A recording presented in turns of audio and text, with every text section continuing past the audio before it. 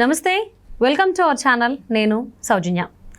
పేర్ని నాని కొడుకు, అలాగే మచిలీపట్నం వైకాపా అభ్యర్థి అయినటువంటి పేర్ని కృష్ణమూర్తి, ముద్దుగా అందరూ కిట్టు అని పిలుచుకుంటారు. ఆయనపై హత్యాయత్న కేసు నమోదైంది అంటున్నారు. ఆయన ఏం చేయబట్టి ఆ కేసు నమోదైంది? ఈ అంశానికి సంబంధించి మరిన్ని వివరాలు మనతో పంచుకోవడానికి ఈరోజు మనతో పాటు ఉన్నారు సీనియర్ జర్నలిస్ట్ దుర్గా కుమార్ గారు ఉన్నారు. వారితో మాట్లాడదాం. నమస్తే అండి. నమస్కారం అమ్మా సౌజన్య, మన వీక్షకులు కూడా నమస్కారం. మచిలీపట్నం శాసనసభ వైకాపా అభ్యర్థి కిట్టు, అదే పేరు నాని కొడుకు కృష్ణమూర్తి, ఆయనపై హత్యాయత్నం కేసు నమోదైంది అంటున్నారు. ఏం చేశారు ఆయన? ఎందుకు ఆయనపై నా కేసు నమోదైంది? ఈ సహజంగా ఎక్కడైనా ఎన్నికలు జరిగేటప్పుడు పోలీసులు అధికార పార్టీకి బాగా మద్దతు ఇస్తూ ఉంటారు కాబట్టి ప్రతిపక్షాల వాళ్ళు కొంత అసహనానికి గురవుతారు, ఆందోళనకు గురవుతారు, వాళ్ళు నిరసనలు తెలియజేయటం ఇవన్నీ జరుగుతుంది. కానీ విచిత్రంగా ఆంధ్రప్రదేశ్లో అధికార పార్టీ వాళ్ళే ఈ విధమైన అసహనానికి గురవటం, పోలీసుల మీద దాడులు చేయటం, పోలీసు స్టేషన్ల మీద దాడులు చేయటం, తర్వాత ఓటర్ల ఇళ్ల మీద దాడులు చేయటం, ఓటర్ల మీద దాడులు చేయటం, ఇలాంటి ఘటనలు చాలా ఎక్కువగా జరుగుతున్నాయి. హింసని వాళ్ళు అంటే మాదే గవర్నమెంటు, మాదే పోలీస్ స్టేషను, మా పోలీస్ స్టేషన్ మేము తగలబెట్టుకుంటే మీకేంటి అనే ఒక ఇదిలకు వచ్చేసింది. మన ఈ మధ్య పొంగనూరులో బాగా ముఖ్య నాయకుడు ఈయన పొంగనూరు ఎమ్మెల్యే పెద్దిరెడ్డి రామచంద్రారెడ్డి గారు, ముఖ్యమంత్రి తర్వాత ఆయనే చాలా ప్రముఖమైన వ్యక్తి, బాగా డబ్బున్న వ్యక్తి, చిత్తూరు జిల్లా రాజకీయాలని శాసిస్తున్న వ్యక్తి. వాళ్ళ అబ్బాయి కూడా ఎంపీగా పోటీ చేస్తున్నాడు. ఆయన ఆల్రెడీ లోక్సభలో వైఎస్ఆర్సీపీ దీనిగా ఉన్నాడు, శాసనసభ పక్ష నాయకుడిగా.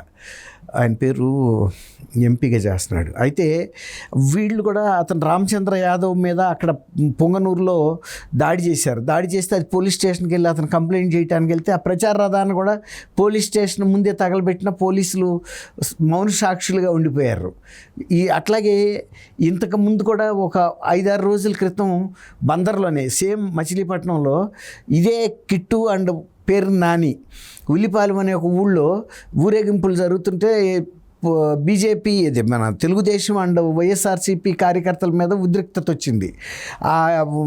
పోలీస్ ఎస్ఐ ఇద్దరిని సర్దాలి కదా, బందర్ తాలూకా పోలీస్ ఎస్ఐ సర్దుతున్నప్పుడు వీళ్ళు వైఎస్ఆర్సీపీ వాళ్ళు కొంచెం దౌర్జన్యంగా ప్రవర్తిస్తే ఎవరినో కొట్టాడంట.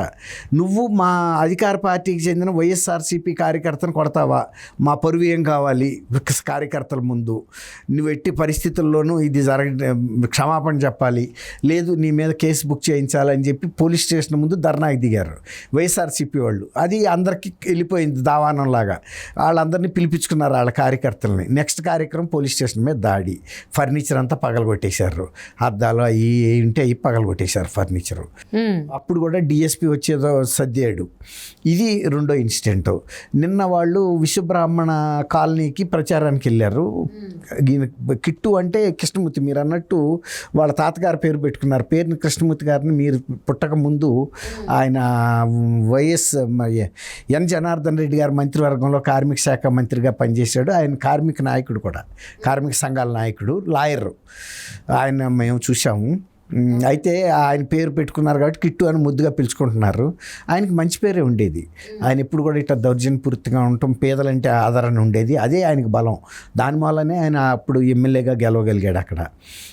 అయితే ఇప్పుడు మనం ఈ విశ్వకర్మ కాలనీకి కిట్టు అండ్ వీళ్ళ యువత అంతా వెళ్ళింది, అంతా వెళ్ళారు యువత. అంతకుముందు కూడా ఒకసారి కూడా కిట్టుకి గుడివాడలో నాని అది పెట్టాడు కదా, దాని పేరు ఏంటి, గోవాలో పెడతారు చూడండి, క్యాసినో. ఆ క్యాసినో వెళ్ళినప్పుడు కూడా ఆ క్యాసినోకి వీళ్ళు వచ్చి వీళ్ళ ఫ్రెండ్స్తో అక్కడ కూడా ఒక గొడవ అయింది అప్పట్లో, 2 ఏళ్ల క్రితం సంక్రాంతికి అనుకుంటా.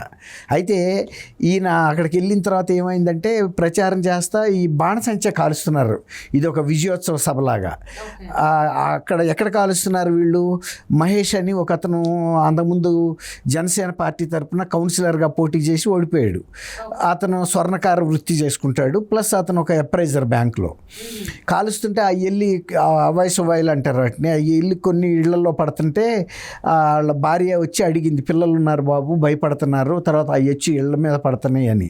నిజానికి ఈ ఎండాకాలంలో అసలు అవి కాల్చడం అనేది తప్పు. ఎవరి ఇళ్ళ మీద పడినా కాలిపోతే వాళ్ళ జీవితం ఇబ్బందిలో పడుతుంది. అందులో పురుపాకులు కానీ ఏమైనా తొందరగా అంటుకుపోతాయి ఈ కాలంలో, హీట్ ఉంటాయి కాబట్టి. అది కొంచెం ఇప్పుడు ఈయన ఎమ్మెల్యేగా పోటీ చేస్తున్న కిట్టు, అందులో ఆయన కృష్ణమూర్తి గారు మనవడు కాబట్టి కొద్దిగా అవగాహన ఉండాలి జీవితం పట్ల. వద్దురా బాబు ఇప్పుడు కాల్చొద్దు, అవసరమైతే గెలిచిన రోజు కలెక్టరేట్ దగ్గర కాల్చుకుంటే పర్వాలేదు, అక్కడేం పెద్ద చుట్టుపక్కల ఏమి ఉండవు, కలెక్టరేట్ అనేది పెద్ద ప్రాంగణం ఉంటుంది, ఆ రోడ్డు మీద కాల్చుకున్నా పర్వాలేదు ఒక పరిమితమైన ప్రదేశంలో. ఇప్పుడు ఈ ప్రచారంలో వెళ్తా అవైసవాయిలు కాల్చడం, జనాన్ని కలవటం ముఖ్యంగాని వాళ్ళకి వీళ్ళు రోగిస్తులు ఉంటారు, జబ్బులు పడిన వాళ్ళు, అంటే అనారోగ్యంతో బాధపడేవాళ్ళు, వాళ్ళకు కూడా ఇబ్బందే కదమ్మా. రెండోది ఎండాకాలం ఇళ్ల మీద పూరిళ్ళ మీద పడితే అవి కాలిపోతాయి. ఆమె వచ్చి చెప్పినప్పుడన్నా వాళ్ళు అర్థం చేసుకోవాల్సింది, నువ్వేంటి చెప్పేది మాకు, కిట్టు అని ఉన్నాడు లోపల ప్రచార రథంలోనూ అని చెప్పి వాళ్ళ ఒక 5-6 బాగా రెచ్చిపోయి ఆమె మీదకి దౌర్జన్యానికి వెళ్ళారు. మహిళ మీదకి సూత్రం తెంపేయటం, తామిని కొట్టబాటం ఇదంతా చేస్తే భర్త పరిగెత్తుకొచ్చాడు. అతను వచ్చేటప్పటికి అతనికి పొలిటికల్గా, అందులో జనసేన కదా అతను, ఇంకా రెచ్చిపోయి అతని మీద దాడి చేశారు. వాళ్ళు పోలీసులకి ఫోన్ చేయకపోతే పోలీసులు స్పందించలేదు ఎక్కడ ఫోన్ మీద. నువ్వు పోలీసులకు ఫోన్ చేస్తావా అని చెప్పి ఇంటి మీద దాడి చేసి కారు అద్దాలు, ఇంట్లో ఫర్నిచరు, పూల కుండీలు, వాళ్ళ ఇష్టం, వాళ్ళు ఏది చేయదలుచుకున్నారో అది చేశారు. చేసేసిన తర్వాత ఈయన అనుచరులు ఎవరో ఎస్సీ కూడా ఉన్నట్టున్నారు, వాళ్ళు వెళ్ళి మళ్ళీ పోలీస్ స్టేషన్కి వెళ్ళి కేసు పెడితే వీళ్ళు కూడా పోలీస్ స్టేషన్కి వెళ్ళారు.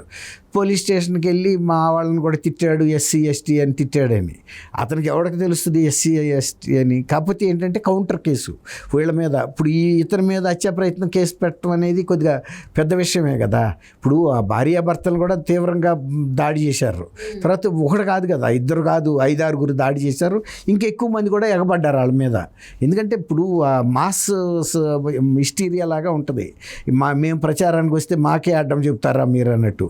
మేము బాణసంచా కాల్చినా భరించాలి, బ్యాండ్ మేళాలు మోగించినా భరించాలి. ఏంటంటే మేము లీడర్సమే, ఆల్రెడీ వాళ్ళ ఫాదర్ ఎమ్మెల్యే కాబట్టి ఇది ఉంటుంది కదా. అంటే పేరుని నాని దూకుడు కొడుకు కిట్టు కూడా వచ్చిందా? నాని దూకుడు ఉందా లేదా తెలియదు. కొద్దిగా నాని కూడా కొంచెం ఒక్కోసారి మాట్లాడతాడు, కొన్ని విషయాలు బాగానే దూకుడుగాను మాట్లాడతాడు. 2 ఉన్నాయి ఆయనలో. వాళ్ళ తండ్రిలో ఉన్న ఒక వ్యవహార దక్షత ఉంది, మీరు అన్నట్టు కొంచెం నోరు జారే పద్ధతి కూడా ఉంది. ఎందుకంటే వైఎస్ఆర్సీపీ ఫైర్ బ్రాండ్లో ఈయన కూడా ఒక పేరుగా చెప్తున్నారు మీరు అన్నట్టు. మరి వచ్చిందనే అనుకోవాలి, లేకపోతే ప్రచారానికి వెళ్తా కదా పెట్టుకోవటం ఏంటమ్మా. చుట్టుపక్కల ఆ లొకాలిటీలో కూడా వాళ్ళ ఇమేజ్ పోదా? ఇప్పుడు వాళ్ళ మీద కేసులు పెట్టి ఇవన్నీ చేస్తే, ఇప్పుడు వాళ్ళు ఇబ్బంది ఉందని నోటితో చెప్పారు, మిగిలిన వాళ్ళు మనసులో అనుకోవచ్చు. వాళ్ళు కూడా బయటకు వచ్చి చెప్పుంటే ఇలాంటి తగాదాలు అయ్యి వాళ్ళ మీద కూడా దాడి జరిగేది. అంటే అహంభావం, మేము అధికార పార్టీ వాళ్ళం, మా నాన్న మంత్రిగా చేశాడు, ఇప్పుడు ఎమ్మెల్యే అనేది కనపడుతుంది కదా అక్కడ.